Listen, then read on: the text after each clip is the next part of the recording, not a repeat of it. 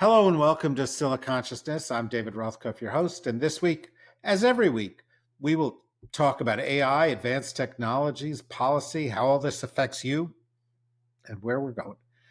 This week, we are very fortunate to have with us Adam Connor, who is VP for Tech at the Center for American Progress. He has a distinguished background working for a variety of tech companies, but also for political campaigns over the course of the past couple of decades. And he wrote an article which caught my eye, I don't know, just about a week ago, entitled President Trump's AI National Policy Executive Order is an Unambiguous Threat to States Beyond Just AI. And you can find that at the Center for American Progress website, which is americanprogress.org. Adam, thanks for joining us. Thank you for having me, David. There was a lot in your, every time somebody asked me about the executive order, I started to say things, and then I read your article, and you said it all better than I had said it, because there were a bunch of problems with the executive order. There were the policy problems, but there were also the unconstitutionality problems. And I don't know that people got it right. There were even problems with how it was reported, that there were cutouts that weren't really cutouts and so forth. And so I just thought I'll take a step back, tell everybody to read your article, and say to you, now you've had some time to look at it, and what do you think? Great question. And if readers want to pause and read it and come back, they can do that. But for those who don't want to do that, I'm happy to talk about it. I think, as you kind of alluded to, and as we know with the Trump administration, with most things they do, there are kind of multiple layers of problems, and that to kind of peel back the layer of an onion about its constitutionality or its political impact or its policy impact is to kind of unpack a lot of different things. And so I think this executive order is a really good example of a lot of those factors coming together. And I think in this case, there's probably three things that are most important for people to understand right now. One is that the Trump administration and certainly the Trump campaign in 2024 really made a strong play for the AI community, and in particular, the kind of Silicon Valley elites. And so you saw part of that was a really, I think, pretty vocal campaign against what I think reasonable people might say was a more kind of moderate framework the Biden administration had tried to impose on AI, with a lot of voluntary commitments, with thinking about things like chip exports and controlling those, and really kind of casting it to be radical and kind of positioning the Trump administration to be a really AI accelerationist administration, one that was really going to kind of pull out all the stops to make sure that AI was really kind of juiced to its maximum in terms of its development and adoption. And I think, as you have probably noticed, it's underpinning a large portion of our economy right now. If you look at the kind of non-AI parts of our economy or the stock market, they are really a contrast compared to the kind of top performing AI companies. So you have that kind of general background, and then you have how this battle is being fought day to day. And I think there's kind of two dimensions to that. One of which is that this technology is starting to get more awareness among regular people. More people are starting to experiment with it. They're starting to run into it in daily lives. They're starting to hear about it. It's becoming more salient. And even if they're not, say, day-to-day users of a large language model, they're starting to have an awareness that this is something on the horizon that is going to affect their lives. And they're starting to have some kind of real worries about it. Now, that doesn't mean they don't also enjoy the technology or have some wonderment at the ability to generate deepfake videos of my friends and I. But, I think most people understand that this is something that really does have some profound implications. And so you get both of those factors coming into what the AI industry really wanted from the Trump administration and this Republican Congress, which was kind of unfettered ability to really kind of step on the gas. And one of the things that happened this summer was that in the bill that the Republicans put through Congress through reconciliation, what was ultimately known as the Big Beautiful Bill, which was primarily a tax bill that kind of cut Medicaid and SNAP benefits to do tax cuts for the wealthy, they tried to add into it something called a state AI moratorium. And essentially what this was because the federal government, because Congress has not passed any laws governing AI, states have stepped into the void and started to either debate or even pass a few laws trying to regulate it. And in general, I think in a kind of uncontroversial sense, the tech companies, both AI and in the past, would prefer there be one national standard instead of 50 individual state laws. That's a reasonable position to have.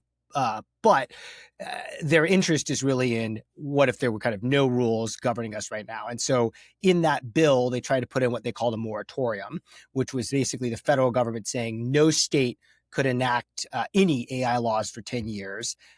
And on top of that, any AI laws that had been enacted would be nullified for 10 years. This was tremendously unpopular. We had bipartisan commendation of it from Republican governors, Republican attorney generals, Democratic governors, Democratic attorney generals, and very populist kind of sentiment against it. Steve Bannon was railing against it from the right, and we had progressives and labor unions railing against the left. And ultimately, even though that bill passed, it was stripped out at a 99-1 vote on the Senate floor in a kind of dramatic moment at around 3 or 4 in the morning. And so the AI industry and its allies really failed to prevent states from being able to regulate it here. They then tried in December to bring it back in the kind of annual defense authorization bill known as NDAA, which is generally considered a must-pass bill. I believe it's actually going to pass today, and the president is, I think, scheduled to sign it. And it was eventually rejected out of that as well. It was not a particularly normal fit for a defense bill, but because it was must pass, that's what was sitting there. So the AI industry knows that people are getting more interested in AI. They're starting to get very worried about potentially losing jobs. They're starting to have concerns about data centers in their backyards and rising electricity prices, and the kind of window for them to have this kind of free pass on having any laws to regulate them from the state level is kind of closing. And so what they started floating the idea of and found willing allies and enthusiastic proponents from in the Trump administration was the idea of an executive order on this topic. Now, this is where we run into the kind of other problems, which the Trump administration would generally believe a theory of power of unitary executive that is all powerful in all aspects. And sometimes we see that play out as in the federal level because both Congress and the Supreme Court have generally allowed him much more latitude than we would have expected. But the kind of core tenets of the Constitution are that the federal government regulates and controls some things, but states have their own powers to regulate matters within their borders. And unless Congress specifically, under their authority, negates that through a law, states continue to have those powers. And this executive order is really, I think, when I wrote a threat beyond AI, it is an attempt to kind of hand wave and say, because they don't like AI laws, which may impact commerce, the government should be able to negate them. It's pretty lawyered when you actually read it, because the truth of the matter is they don't actually have that power, and we can talk about that. But this was really a symbolic attempt to do two things: to really plant the flag for AI companies and kind of AI supporters that they do care on this issue and that they are willing to really upset state lawmakers and governors like Ron DeSantis, for their interests, and to say, here's another a different way that the executive branch under Donald Trump can really abuse its power. I think in execution, we will find that it's pretty difficult to actually do, but its real power is to intimidate states. And that's to say, if you try and pass a law that you probably have the constitutional right to do, we're going to sue you and gum you up or cut off your federal funding for roads or other things. And, is this really worth it? And so the way you should think about the CEO is an intimidation tactic on AI, but it's also a power grab for any number of things. And, if Donald Trump can negate a state law, which again is not what the federal government is supposed to be able to do by executive order, that is both a continued marching towards, authoritarianism, but it's also the kind of power that a Republican might not want a Democratic president to be able to execute. So that was a long way of saying there's a lot of factors coming together. There's a tremendous amount of problems, but in kind of many ways, this is an archetypical example of a Trump policy kind of pronouncement. Is it legal? Probably not. Will it take us too long to find out? Maybe the courts will surprise us. Probably. Is it something that just by its very nature is a little bit corrupt and intimidating? Yes. And so, I think that was what we tried to get across. Yeah, well, you did, and you did it well. The mechanism within the EO, different from the mechanism in the congressional bill, is that it orders the Justice Department to go after states or to investigate states that pass these laws with some kind of a provision for some kind of cutout, which may or may not actually be a cutout around protecting children and data centers and some other things. And again, the language around that is pretty ambiguous. But as you say from the get-go, the states don't like it. The red states don't like it. Blue states don't like it. Red mayors don't like it. Blue mayors don't like it. And we have seen a real burgeoning of regulations and of new policy initiatives at the state and local level. We saw a couple of years ago there were 25 on data center related issues. Last year there were 250 because these are big issues that have to do with employment and energy and environment, the price of energy, and so forth. And so, I think this tug of war is going to continue over the course of the next few years. And so I'd like to do is in the remaining time, talk to you about a couple of dimensions of it and get your reaction. The first one's a little meta, but bear with me, okay? And that is, AI is not really a thing, okay? And when you say AI legislation, it's actually too vague to mean anything, right? Because AI refers to a bunch of technologies. It refers to certain kinds of technological manufacturing processes, some technological implementation processes. It refers to data centers. It refers to software. It refers to large language models, but it also refers to literally thousands of different kinds of applied AI. The reality is AI is everywhere. It's driving your car. It's flying your plane. It's in your refrigerator. And so, you can't really write a law that says, oh, you can't regulate refrigerators. You can't, because this stuff is too intertwined. And so in one respect, this strikes me as early stage AI policy, where people don't really know what it is. They know it's important. They want to look like they're doing something. They want to pander to a group, but it's really kind of, I don't know, it's a cleaver or it's a baseball bat or, it's something crude that doesn't really address the thousands upon thousands upon thousands of policy challenges that will come out of it. So, I mean, that was a bit of a speech from me, but, you can just say, oh, yeah, I agree, David, you're brilliant. Or you can say, here's some implications. Apparently my lights turned off. I think that not only are you brilliant, David. Thank you. But I think you touched on, two really critical points there, which is one, with AI being what we call a general purpose technology that's hard to really kind of define in many ways, particularly in a law.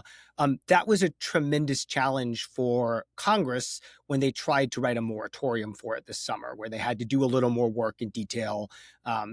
And it was very difficult to kind of get your arms around how to define that, how to exempt things, how to kind of do it. And I think when we wrote about it in the aftermath of this summer's bill, that's a challenge that continues, which is because this is a general purpose technology that's got a ton of uses and integrated in a bunch of places and will evolve in a bunch of different ways, it's very hard to exempt it, as difficult as it is to regulate it. And so I think that is something that will continue to be a challenge as we think about the law. I think the other way to think about it, and I think you're right, this is an early stage attempt at a response.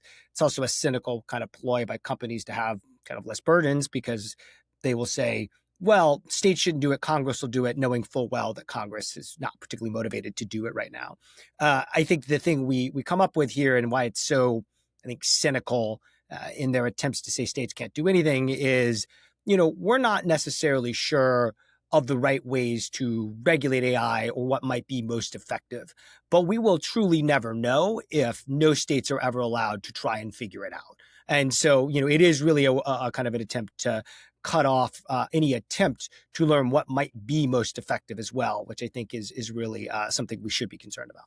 Yeah, and also, look, I mean, is it an AI law to say you can only use water at this volume?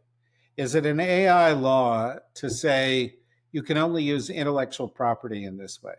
Is it an AI law to say um, you can't have systems that discriminate against people, based on certain kinds of gender or racial stereotypes? And the answer is those things could be written, and the word AI would never appear in them, but they'd be of great consequence to AI, right? Absolutely. And I think the two things that are true are there are absolutely existing laws on the books that would cover AI, that address AI. I think some of the challenges there are if these are black boxes, it can be difficult to establish or prove that. And there's some piece of effort that needs to be made there to make sure that accountability is possible, not just theoretically, but in reality.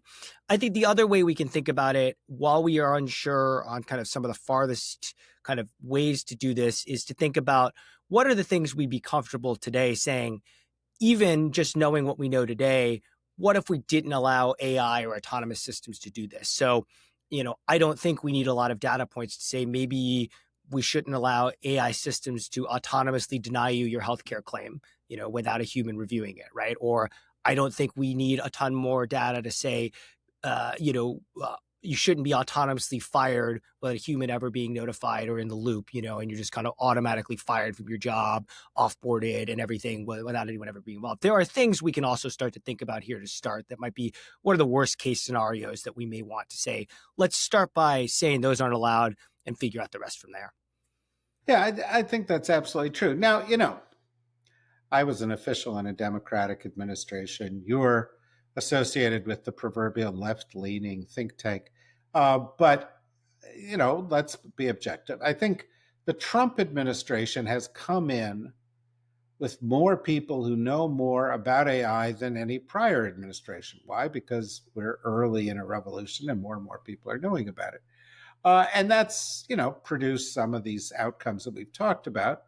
But on the other hand, they have been kind of eager to take advantage of AI, and they've also been cognizant of the fact that you can't put the genie back in the bottle. The world is changing, and if this is a revolution that's going to change the world, it would be better if we were ahead of it than we were behind it, right? And frankly, I think the Biden administration did its best, but it was a different stage of the debate. I think it made sense at the time to say, oh, we're not going to let people get our chips. But the reality, of course, is that's not the way the world works. That's not the way competition works. And those kind of policies don't really work in the long term. But here's my question. And, we've got just a few minutes left here, but it's troubling me. There are too many Dems that I know who are kind of AI bad. It's George Orwell, four legs good, two legs bad, right? And AI is not bad. AI is really good in some things. It's worrisome in some things. It's complicated in some things. We don't know what it is in some things. AI is also going to change the labor force, whether we like it or not. AI is going to change the nature of economic transactions and equality and inequality, whether we like it or not. It's going to have huge environmental consequences, whether we like it or not. It has giant national security consequences, whether we like it or not. It can save lives if we embrace it properly. And what I don't see are Democrats with sort of reasoned, balanced AI policies or policies towards next gen technologies that recognize that this can be a path towards economic growth. It can be a path to job creation. It's going to be a path where we must deal with major dislocations in the economy. I'm sure you guys are working on that there, but I thought it'd be a good chance to give people a chance to hear how. Absolutely. And I think you've identified something I think is very true, which is there's a powerful kind of pull when something here is so easy to articulate more of the potential negatives than some of the hypothetical positives to kind of reflexively say no. And I think in this case, as you've noted, and maybe putting the question of whether or not a data center should be built in your town aside, because that actually is more, I think, about a local issue than it is about AI writ large. You know, how is it that we can kind of confront that reality? And my sense is really, as we think about it, twofold. One of which is, as I've said before, I think people are really worried about the kind of worst case scenario, an algorithm just firing them with no, boss ever existing to kind of be able to appeal to or stop to. But I think people are also worried because right now we're really on a course. We can't stop this technology. It's going to keep being developed. That a lot of what we need to do is worry about picking up the pieces if it succeeds, right? If it does create mild or moderate or massive job displacement, what are we going to do? How do we kind of deal with that after effect? I think what people want, and I think what would be helpful for people running for office next year, I think for us as we think about it, is how do we try and incentivize and create the kind of AI development and adoption that would create, with a goal of broad economic growth, increased economic mobility, and increased affordability. I think right now we're really on a track where, unfortunately, kind of all the incentives are to really push, the kind of economic growth here to a few companies. It's not necessarily on a track to increase economic mobility, particularly if it ends up with net fewer jobs. And it's a lot easier to imagine the algorithms making things much more expensive for you in everyday life than it is for them saving money. And so I think the fundamental question we are working on here at CAP, but I think a lot of people should be thinking about is, yes, this technology is inevitable. Yes, we should have a plan to minimize the harms. Yes, we should have a plan to pick up the pieces. But what is the way we can kind of steer it? Right now, it's kind of tilting towards the left, right, in terms of it's going to displace these jobs and accrue a certain way. Is there anything we can do? This technology is still going forward, but can we kind of push the wheel a little bit and help steer it towards the middle or the right or whatever direction might kind of accrue more benefits for us broadly? And I think that's super hard.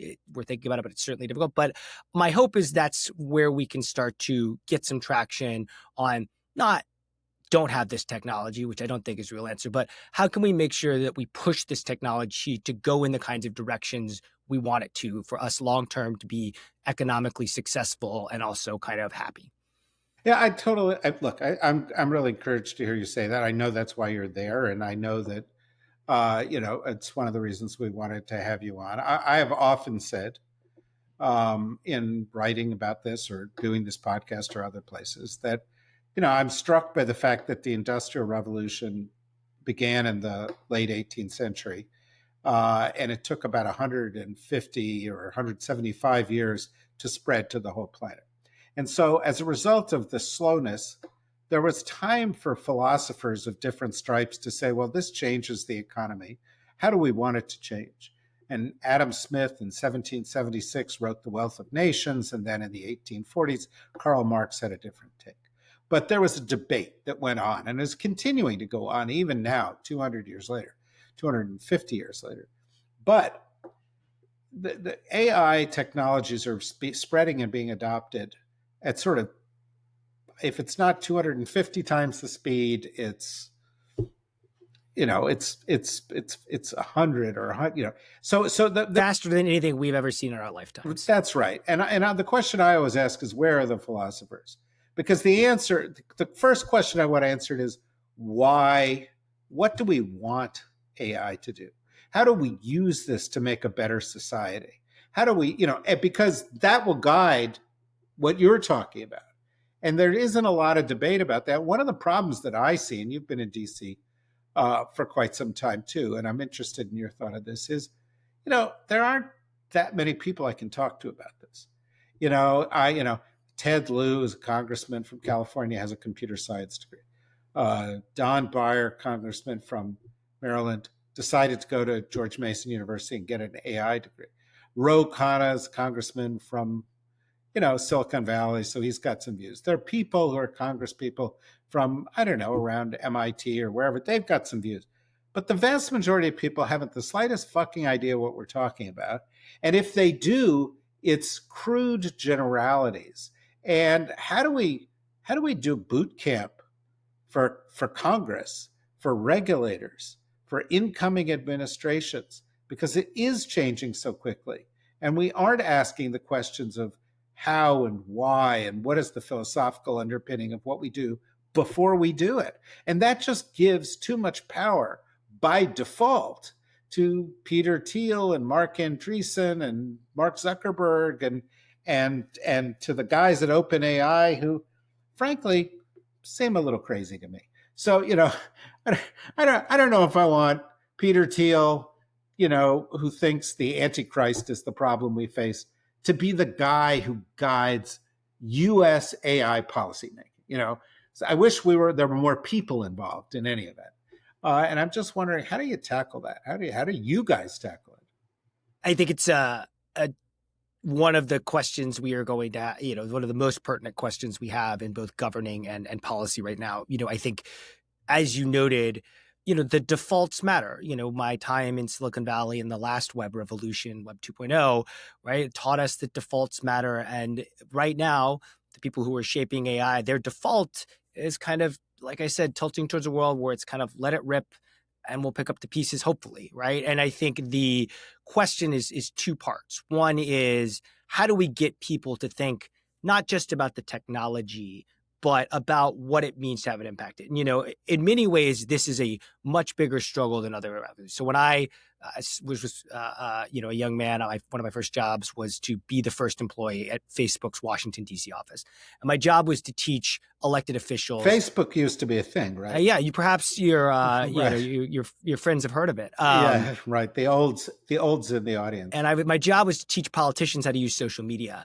And it was hard at first to convince them it was real, but it was easy for them to understand its power, right? A politician doesn't need to be taught that being able to connect to more people is going to be powerful for them as an elected official or a politician, right? They kind of got that. It was just the mechanism which to do it. Although, admittedly, if you had told me 20 years ago that the president would tweet every single day, I would have said, "Oh, that sounds great." And it turns out that can also be a bad thing. Turns out it's not. Turns out that can be.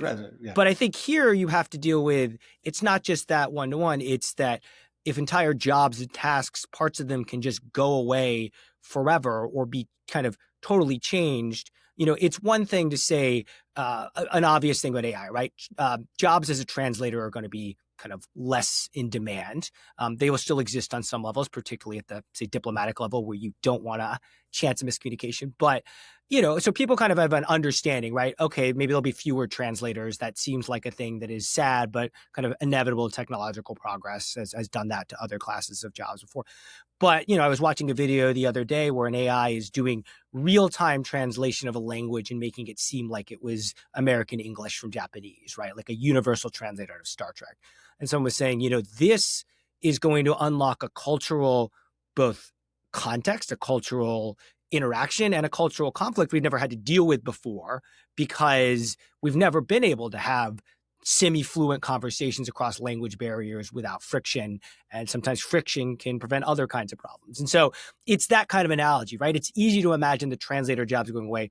It's hard to imagine the after effects of people who have never been able to fluently communicate before being able to do that in a snap. And I think that's what's so hard about this general purpose technology touching everything. It's, what does it mean to know that all sorts of people can communicate now? And as we learned in the social media revolution, the inherent default of more people being able to communicate one-to-one and at large scale was not always positive. No, and frankly, all technological changes produce positive and negative consequences, and some are unforeseen. And people, particularly when they're moving fast, tend not to want to stop and say, let's think about the big picture. When you really, that's the thing you need to do first, right? And we do a series of events. We're continuing to do them next year and the year beyond on AI scenarios for policymakers. We just did one at Georgetown with MIT Technology Review as our partner in this. And you'd be surprised at how many times people say, well, I'll do this and I'll do this and I'll do this. And then we say, well, this is the consequence. And they go, oh, that's not the consequence we saw. And it's really important to do scenario exercises. It's important to have philosophical conversations. And it's one of the reasons I'm glad that there are people like you with this kind of background now at places like CAP. I've been through where you've been through. I as you were talking about what we're doing at Facebook and what you're doing now, it reminded me that 35 years ago, a company called Computer Associates, which you may or may not remember, but it was a big software company at the time. I think it was the third biggest software company in the country, hired us to do CEO boot camps because CEOs didn't know how to use computers in their offices. And they would come and we would give them a laptop. None of them had a laptop. And the first day was spent teaching them how to play golf on their laptop, because that was the only way we thought that we could get them to focus on it, right? And then we would spend 2 or 3 days. But here's the other thing, and this isn't a part of this problem. It's still relevant today. They only wanted to have this conversation with a small group of other CEOs because they didn't want to embarrass themselves. They didn't want to say, "Oh, I don't know," and so there are social factors that become big obstacles to achieving the educational or policy goals that are part of these programs. I think it's going to be increasingly clear the people who have jobs, particularly kind of white collar jobs that are insulated from the impact of AI are going to be at the highest levels or very few select places. And it will be increasingly hard to avoid that day-to-day reality of it. And I think that's going to be a very interesting and difficult transition. You mentioned scenarios. I was, this week I had a little extra time as the holidays have come around. And so I spent some time vibe coding basically an AI scenarios planner. Can I move this slider to set unemployment rates and play with some different pieces? And I built a pretty simple, kind of scenario matrix that had a full website and everything. And then I thought, well, I shouldn't just use AI to build it. I should use AI to model it. So I, asked Claude to help me integrate Gemini and simulate a bunch of stuff. And I've now come up with a bunch of models that when you click simulate, comes up with some kind of crazy effects from these things that I wouldn't have thought of before. And, on one level, it's helped me understand AI and potentially other, and the other, it made me feel worse because the AI is pretty good at coming up with some stuff I hadn't thought of that mostly is not great. And I'm not sure. There's also this, feeling better. There's this other problem, which is brand new to the world of AI. We've seen it, for example, with AI powered military targeting systems, where you say, well, this will assist you, but it needs human input. And so people say, yes, absolutely, we'll always have human input. And then the human beings who are using it go, nah, it's not bad. We'll just let it do this. And, the problem with those scenarios is people look at it and go, well, the AI said this was the way it's going to turn out. And of course, what does the AI know? It knows what you tell it to know, and it might be wrong. And so we part of the problem is learning how to do it. And part of the problem, I think, associated with that is for all the prior phases of the tech revolution, there was a guy who did that.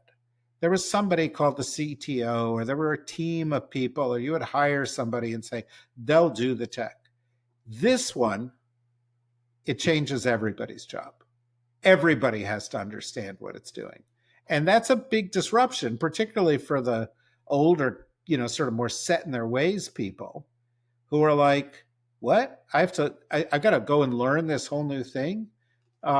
Even though, as you say, get into it a little bit and you discover it opens up brave new worlds, right? It's very exciting. Oh, look, much like exploring the West, right? It was breathtaking views and also a lot of stuff you didn't know out there that could kill you. Yeah, so you said, sounds like somebody who was old enough to have played Oregon Trail as a kid. And then you would do it and then step on a snake and the game was over. Except AI is going to create new forms of bioengineered dysentery for us to die from. So. Another inside Oregon Trail reference for all of you out there who know what we're talking about. In any event, Adam, thank you so much for joining us. I hope you'll come back and join us again at some point in the future. Would love to. And folks, follow what Adam is doing at the Center for American Progress.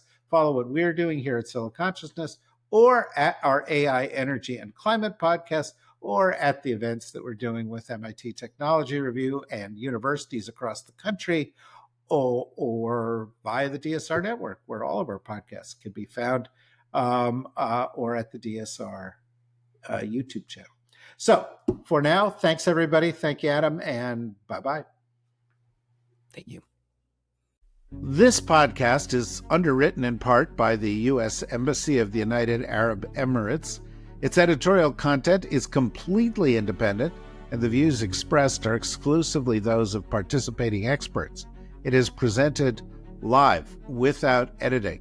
For further information about the UAE's efforts in the areas of artificial intelligence and technology, go to the website of the embassy at www.uae-embassy.org and search for UAE-US Tech Cooperation. We thank them for their support. We thank everybody who's supporting this podcast for their support, and we look forward to it developing and growing over time because the issue is so important.